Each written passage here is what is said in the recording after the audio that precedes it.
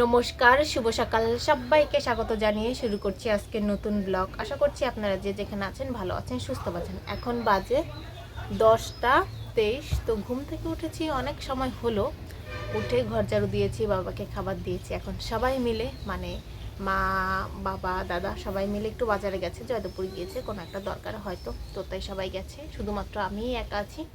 এখনও আমি খাওয়া দাওয়া করিনি। তো তখন একটু বাইরে একটু ঘোরাঘুরি করলাম, করে সেখানে বসলাম এই ঘরের জানলাটা খুলে। তো এই ঘরের জানলাটা সচরাচর খোলা হয় না, যখন ঘরে থাকি তখন খুলি, কেননা চোর আসতে পারে।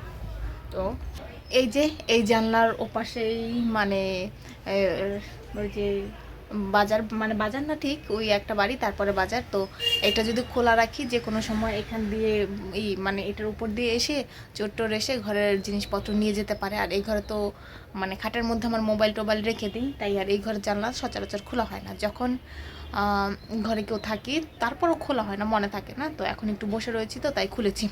আর মা বলে যাওয়ার আগে বলে গেছে যে ডাল বসিয়ে দিতে, টক ডাল রান্না করবে, ডাল আম দিয়ে। তো এখন যাবো, যে আগে ডালটা বসিয়ে দিয়ে আসবো, এসে আবার এখন গেলেই আমাকে জানলাটা বন্ধ করে যেতে হবে। তো আগে জানলাটা বন্ধ করে নিই, তারপরে যে আবার এসে যদি এসে এখানে বসি তাহলে জানলাটা আবার খুলবো। আর আমার খিদেও পেয়ে গেছে, যে এখন কিছু একটা খাবো। ভাত আছে, ভাতই খাবো, এখন আর রুটি বানাতে পারবো না আমার জন্য।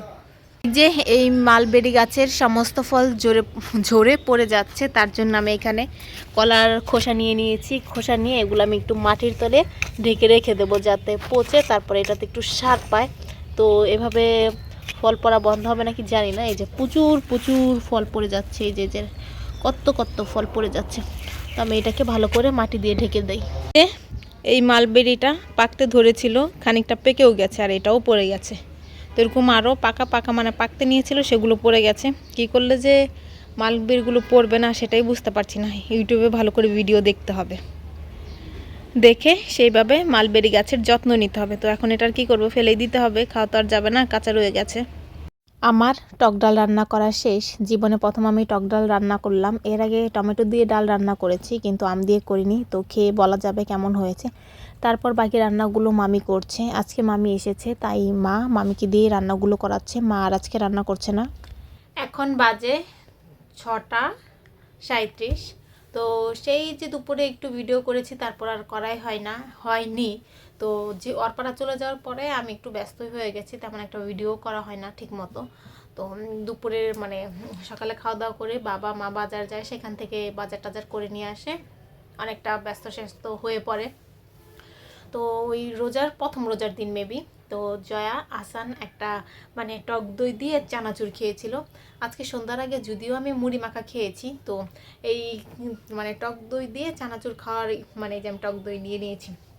তো জয়া আসান যে খেয়েছে সেটা দেখে আমার খেতে ইচ্ছে করছিল, মানে অনেকেই দেখলাম ট্রাই করেছে, তো এখন আমারও একটু খেতে ইচ্ছে করছে, ট্রাই করতে ইচ্ছে করছে। বেশ কিছুদিন ধরেই চেষ্টা করতে মানে খেতে ইচ্ছে করছে, কিন্তু আর খাওয়া হচ্ছে না। তো আজকে ভাবলাম একটু খাই। আজকে মামারা যখন এসেছে এই চানাচুরটা নিয়ে এসছে। আগেরও যদিও একটা চানাচুর ছিল, তো এই চানাচুরটা কেটে তখন আমরা মুড়ি মাখা খেয়েছি। তো এইখানে আমি খানিকটা টক দই নিয়ে নিয়েছি। তো এই দইটা আমি নিজে বানিয়েছি, যা আসানো ওটা নিজেই বানিয়েছিল, এটাও আমি নিজে বানিয়েছি। তো এখন একটু আমি বোম্বাই চানাচুর দিয়ে খাবো। ও বোম্বাই চানাচুর দিয়ে খেয়েছিল, তো মানে ও না, উনিও বোম্বাই চানাচুর দিয়ে খেয়েছিল। এখন আমি একটু খেয়ে দেখবো। আমাদের ঘরে আর কোনো চানাচুর নেই, বোম্বাই চানাচুর আছে, খুবই অল্প করে খাবো, বেশি করে খাবো না, কেননা সন্ধ্যার আগে মুড়ি মাখা খেয়েছি, তো আমার পেটটা একদমই ভরা। তো এটা আমি একটু রেখে নিই। এই যে নিয়ে নিয়েছি চানাচুর, আর কি বেশ টক দই। আগে একটু খেয়ে টেস্ট করে দেখি কেমন লাগে। যদি আমার কাছে ভালো না লাগে তাহলে আর নেবো না, যদি ভালো লাগে হালকা একটু নেওয়া।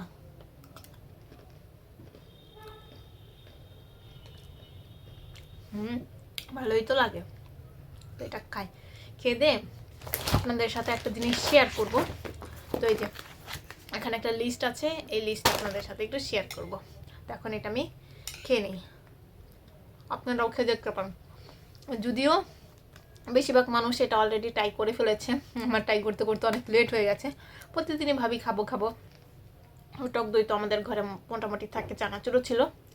তো ফাইনালি আজকে আমি খেতে পারলাম, তো খাই, খেয়ে দেখি। আমার দই আর কি চানাচুর খাওয়া শেষ। নর্মালি চানাচুর খাওয়ার থেকে দই দিয়ে খেতে ভালোই লেগেছে। আর আমাদের ঘরে ঘরে চানাচুর আনলে একদমই শেষ হয় না, রয়েই যায়, কেউ খেতে চায় না তেমন একটা। তো দই দিয়ে খেয়ে ভালোই লেগেছে।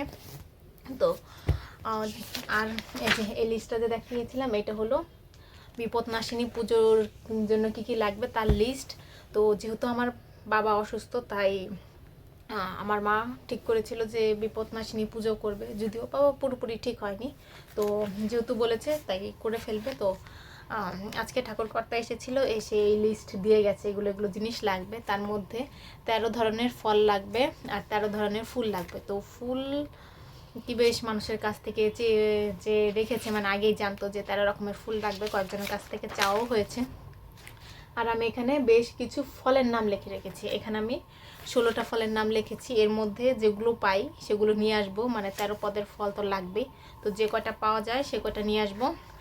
আর 13টা পান লাগবে, 13টা সুপুরি লাগবে, 13টা এলাচ লাগবে, লাল সুতো লাগবে, তারপরে কি তেল লাগবে, অনেক কিছুই লাগবে, এখানে লিস্ট আছে।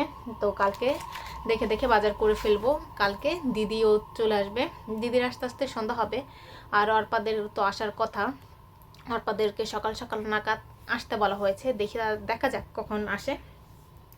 তো এই লিস্টটা আমি ফুলের নামগুলো কি লিখে ফেলবো, কিন্তু ফুল যে কী কী পাবো সেটা এখনও বুঝতে পারছি না।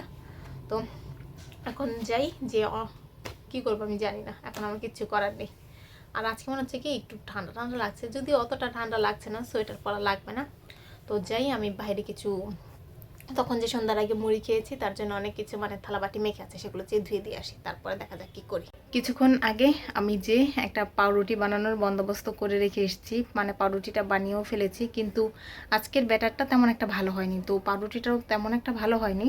তো এর আগে যে কয়দিন বানিয়েছি মোটামুটি চলে, আজকেও মানে মোটামুটি হয়েছে। তো আরও ভালো করে ইউটিউবে ভালো করে ভিডিও দেখে তারপর কি করতে হবে, বেশ আরও ভালো করে বানাতে হবে। তো তবে বাহির থেকে কিনে খাওয়ার থেকে ঘরে তো বানিয়ে খাওয়া ভালো। তবে দেখাই আমি কেমন বানিয়েছি। যে আমার পাউরুটিটা মোটামুটি ভালোই হয়েছে, এই যে একটু সফট সফট। এটা হলো উপরের পার্ট, আমি একটু উল্টে দিয়েছিলাম। এটা হলো নিচের পার্ট, নিচের পার্টটা আমি একটু বেশি পুড়িয়ে ফেলেছি। তবে চুলায় বানিয়েছি তো তার জন্য এমন হয়েছে। আর ব্যাটারটাও আজকে একটু গন্ডগোল করে ফেলেছি, অন্যান্য দিন ব্যাটারটা আমার আরও ভালো হয়, পাউরুটিটাও আরও ভালো হয়। আজকে মোটামুটি এমনই হয়েছে। তবে কেটে দেখা যাবে কেমন হয়েছে, ভেতরে সফট নাকি। এটা আজকে আর কাটবো না, কালকে দিনে নাগাদ কাটবো, তখন আপনাদের সাথে শেয়ার করব। আরও ভালো করে বানানোর চেষ্টা করতে হবে। তো এটা এখন আমি রেখে দিই। 10:23 এখন বাজে। তো খাওয়া দাওয়া করে চলে এসেছি, এখন তো তাড়াতাড়ি খাই। খাওয়া দাওয়া করে চুপচাপ থাকি, বেশি শব্দ করি না, খাওয়ার সময় বেশি একটা শব্দ করি না, কেননা বাবা তখন শুয়ে থাকে। তো বাবার যাতে ডিস্টার্ব না হয় সেইভাবেই আমরা করি। তো আজকে সন্ধ্যার সময় যখন ওই যে মুড়ি খেয়েছে, মুড়ি খাওয়ার পরে বাবা জানে আর কী কী খেয়েছে, আমার ঠিক খেয়াল নেই, মা দিয়েছে তো তাই আর মনে নেই। তো তারপরে ওষুধ খাইয়ে দিয়েছি, কেননা তখন ওষুধ খেলে বেশ কি হয়, পরে ঝামেলা করে না, নাহলে পরে ঘুমিয়ে থাকলে তখন উঠে আর খেতে ইচ্ছা করে না, খেতে চায় না, ওষুধও খেতে চায় না। তাই আজকে সন্ধ্যার দিকেই মানে খাবার খাইয়ে দিয়েছি। তো যখন আমরা খাচ্ছিলাম তখন বাবা উঠেছে, এখন হয়তো বাবা কিছুটা খাবে, ভাত টাত খেতে পারে, আর না খেলে তো না খাবে, কিছু করার নেই। তো আমি চলে এসেছি খাওয়া দাওয়া করে, মা ভাত দিবে। আর মঙ্গলবারে যে বিপদনাশিনী পুজো হবে তার জন্য আমাদের বাড়ির যে ভাড়াটে আছে তাদেরকে দাওয়াত দিব। আর আমাদের কিছু আত্মীয় স্বজন খুবই কম, তো তাদেরকে দাওয়াত দিব, বেশি মানুষকে দাওয়াত দেব না। তো তার জন্য পরে ফোনে কথা বলে কী কী কিনতে হবে না হবে। একবার তো ভেবেছিলাম খিচুড়ি ভোগে দিব না, তারপর এখন খিচুড়িও দেওয়া হবে। খুব কম মানুষ, ওই 40-50 জনের মতো আয়োজন করা হচ্ছে।